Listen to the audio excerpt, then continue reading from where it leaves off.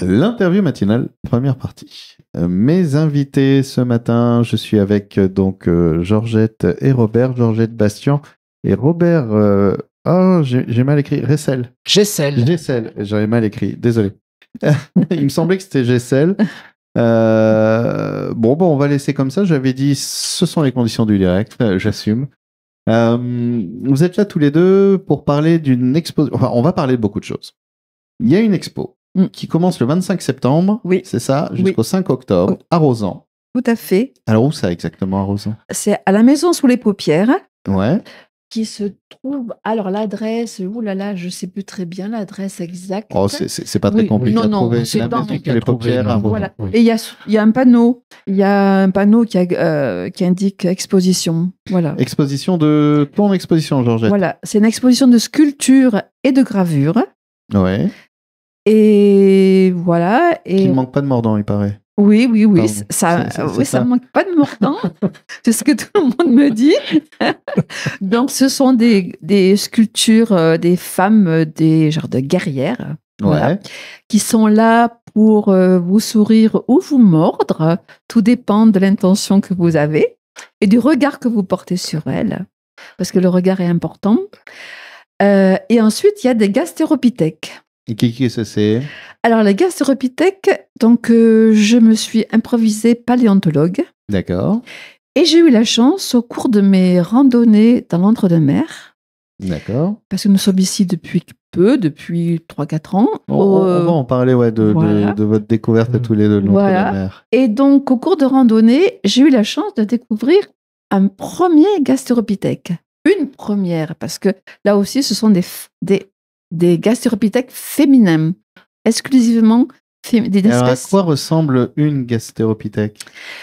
Donc, c'est un... Alors, gastéropithèque, parce qu'il y a le mot gastéro, c'est lié aux mollusques, aux coquillages, pithèque à l'homme. Donc, ce sont des genres de coquillages qui ont des vulves, plus ou moins proéminentes, et assez généreuses, disons, et qui ont des mâchoires, des sourires bienveillants, ou toujours pareil, comme pour les panimours. Tout dépend du regard qu'on porte sur les panimours ou sur les gastéropithèques. C'est important le regard. Petit aparté, j'ai entendu cet été que le MIT avait enfin validé que la lumière change d'état selon qu'on la regarde ou non. Avant, on ne savait pas.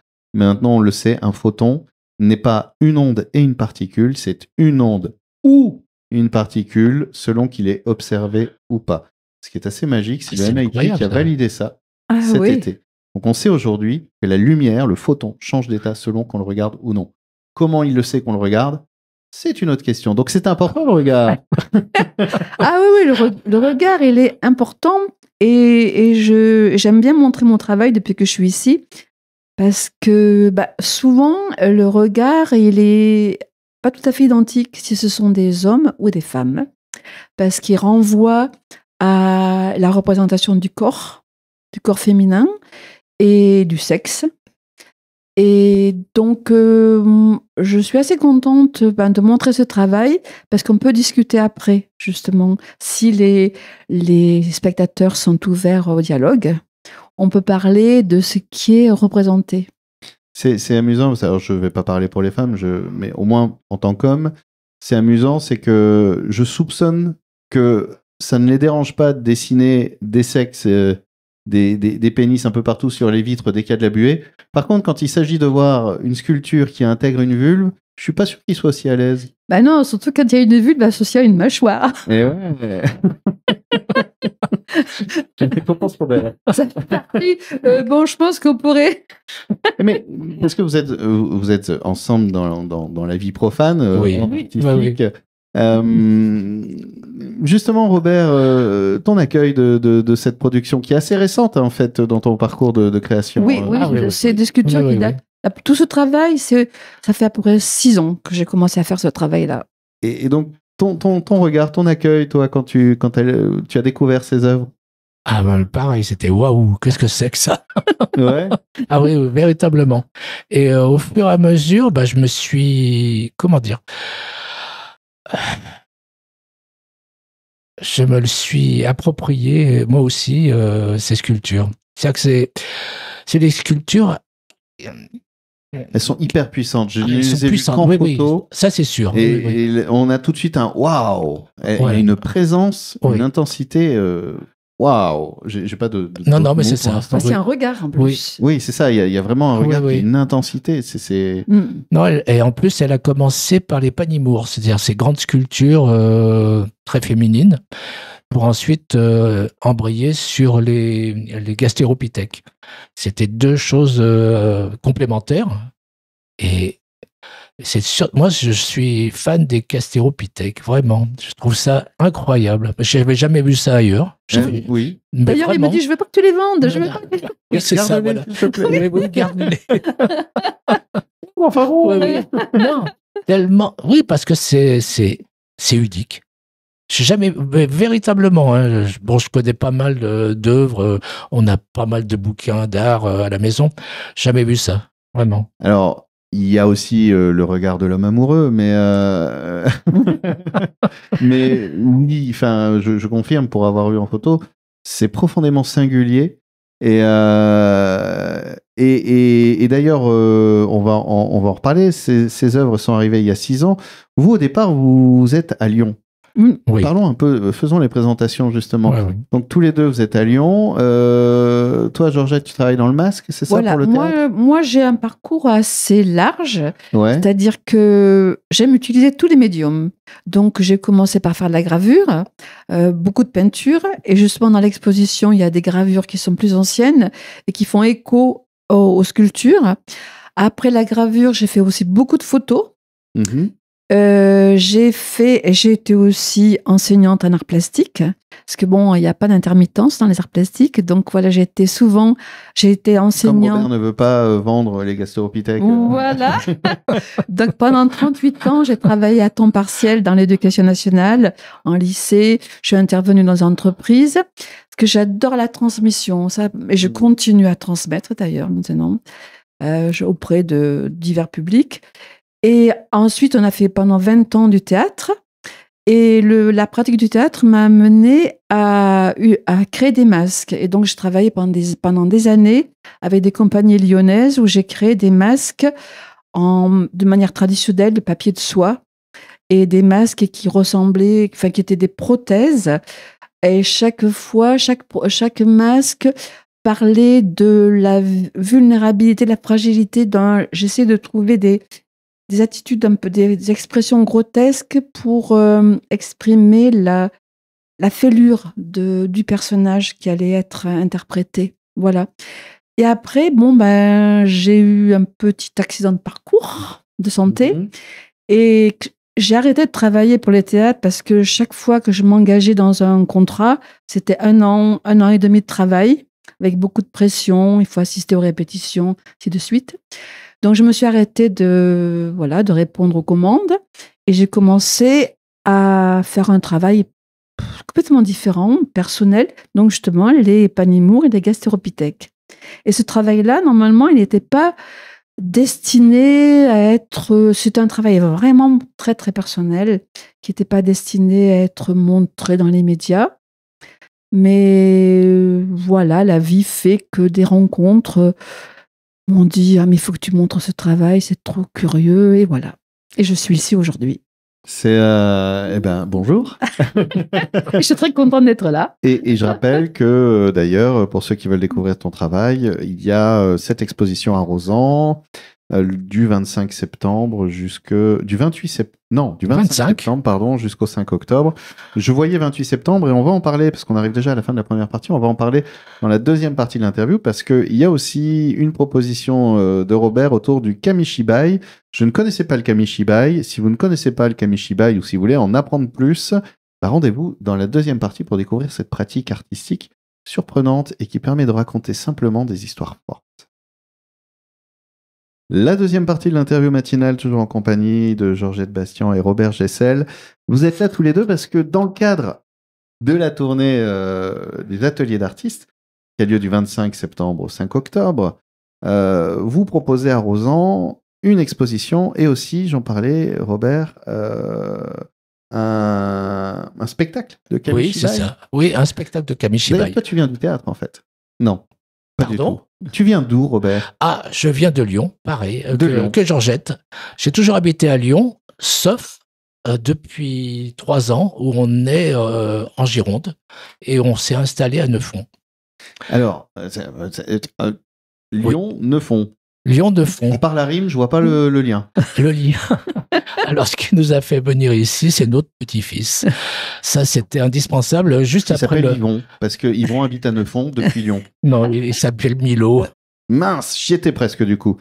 Donc c'est pas Yvon, non, c'est Non, c'est Milo. Milo. Voilà. Milo, voilà. Et Milo, il fait du Kamishibai. qui fait du Kamishibai avec son papa.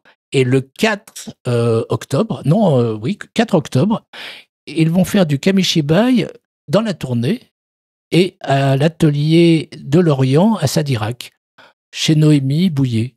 Alors on va parler du Kamishibai, décrire un petit peu ce que c'est et ce que toi Robert tu proposes à Rosan. Oui. Donc ce sera le 28 septembre et le 5 octobre. Mais avant, quelques mots sur cette tournée des ateliers d'artistes. L'idée c'est d'organiser en fait une tournée d'artistes. Oui, oui, c'est ça, oui. C'est bien dit. Le nom est pratique et c'est plutôt sur l'eau entre deux mers, c'est-à-dire qu'il y a des propositions à Sadirac, à Lignan de Bordeaux, à Créon, Rosan, Lugasson, Mauriac, Cruche, Castillon-la-Bataille, Libourne. On va pas tous les faire parce qu'on a vraiment beaucoup de plus. Je crois qu'il y a 45 lieux. 35 lieux. 45, il me semble. D'accord. Mais ce sont que des ateliers d'artistes. Ouverts au public. Voilà, au public. Voilà. Du mercredi au dimanche, de 10h à 19h. Et comment est née cette initiative, en fait, vous savez? Ce sont il y a, enfin, je crois, je sais plus combien de... Parce qu'il y a du monde quand même. Oui. Ah oui, et ce sont que des artistes très reconnus, hein, vraiment. C'est que des artistes professionnels.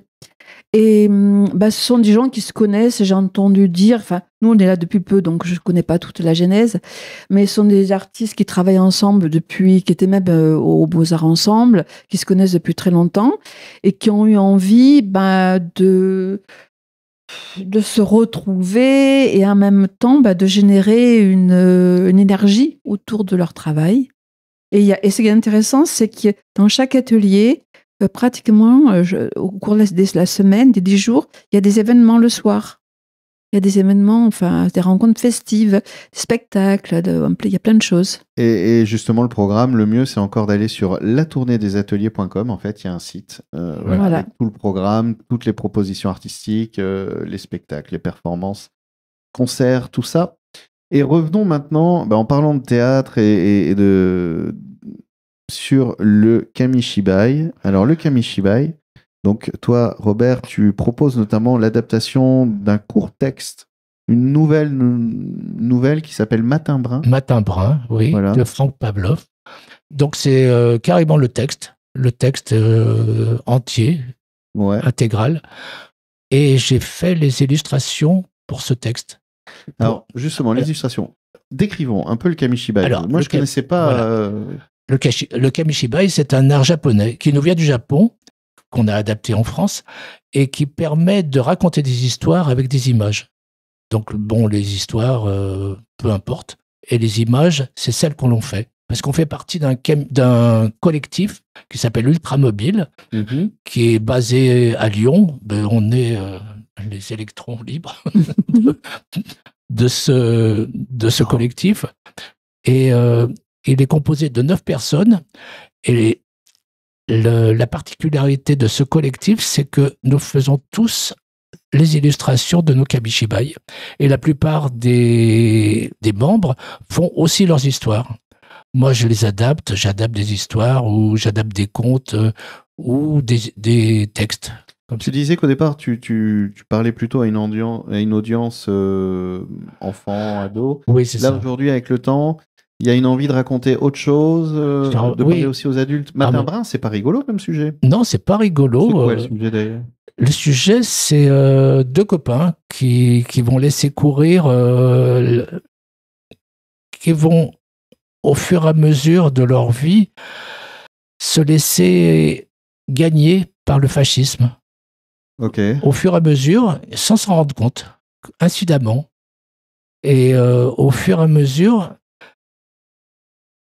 ils vont accepter l'inacceptable.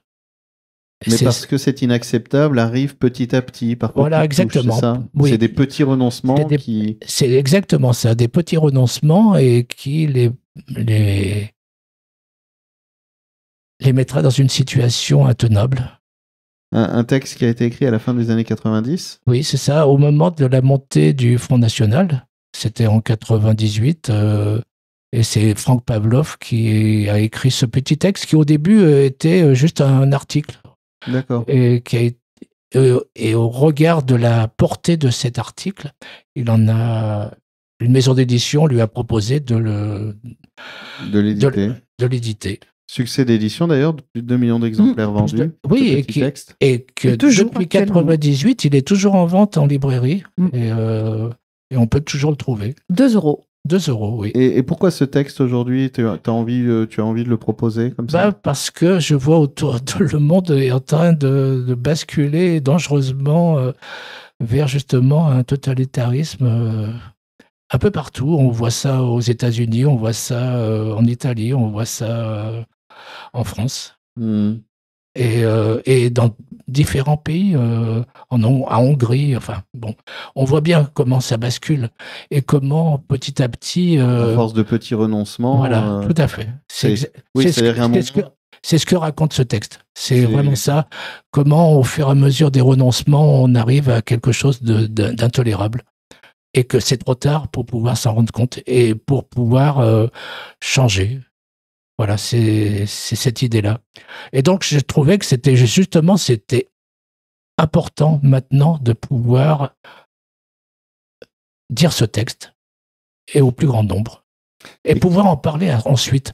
C'est pour ça que je vais aussi dans des collèges et dans des écoles, des EHPAD, etc. Il est étudié au collège. Oui, il est étudié en plus. Oui, ce texte est étudié, voilà. Et de proposer une lecture. La même lecture, simplement, les images vont être là pour illustrer le texte et pouvoir en parler ensuite avec les enfants. Et puis des fois, c'est un autre support qui permet d'appuyer le texte et de prendre un peu plus conscience de la réalité. Oui, parce que pour une fois, d'habitude, je ne fais pas ce type de dessin, mais j'ai essayé de faire un dessin très réaliste où chacun puisse reconnaître à travers les personnages qui sont les protagonistes de l'histoire. Et donc, on pourra te voir arrosant dans la maison, le nom m'échappe. La maison sous les paupières. La maison sous les paupières. Le 28 septembre dans l'après-midi. Oui, je crois que c'est 16h30 et le dimanche 5. Le 5, oui. À 15h. D'accord. C'est gratuit. C'est gratuit. Oui, c'est gratuit, oui. Et c'est au sein de l'exposition. Et ce sera au sein de l'exposition, donc ce moment justement à s'offrir une déambulation au milieu de tes œuvres, Georgette, et un moment, voilà, sur ce texte Matin Brun, ça m'a, oulala, hein. Ah oui, c'est pas très drôle. Hein. Il y a 3 histoires. Oui, alors oui, en plus, il n'y a pas que Matin Brun. Il y a 3 histoires. Une histoire, c'est un poème de Samuel Marchak, qui est un Russe du début du XXe siècle. Une histoire assez drôle, ça va changer. Et puis une histoire, un conte philosophique sur une personne qui ne veut pas mourir. Et donc il va trouver tous les moyens pour essayer de ne pas mourir. Pas mourir. Et sans doute il va y arriver. Mais bon, après... mais alors après, il y a un problème, c'est que l'univers, lui, s'arrête au bout d'un moment. Qu'est-ce qu'il devient, ce monsieur, une fois qu'il dit... Il s'ennuie. C'est ennuyeux comme tout. Et je pense que, voilà. C'est long, l'éternité. Surtout vers la fin. Ouais, l'éternité. Merci à tous les deux. On arrive à la fin de cette interview. Merci d'être venus. Pour ceux qui veulent en savoir plus, il y a... je vais vous donner... Alors attention, prenez bien votre cahier, votre carnet. Plusieurs adresses pour la tournée des ateliers d'artistes, parce qu'il y a d'autres nombreux artistes évidemment. C'est la tournée des ateliers.com pour toutes les infos, les renseignements. Pour ceux qui veulent en savoir plus sur Robert ou Georgette, vous avez également le site ultramobile-kamishibai.com, voilà, qui présente notamment le Kamishibai et votre travail et le collectif. Oui, tout à fait.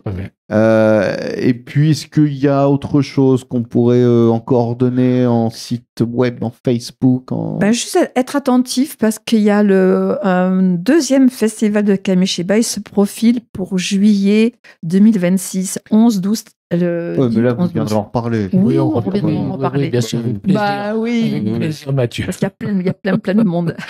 Merci à tous les deux. Merci à toi. C'est formidable.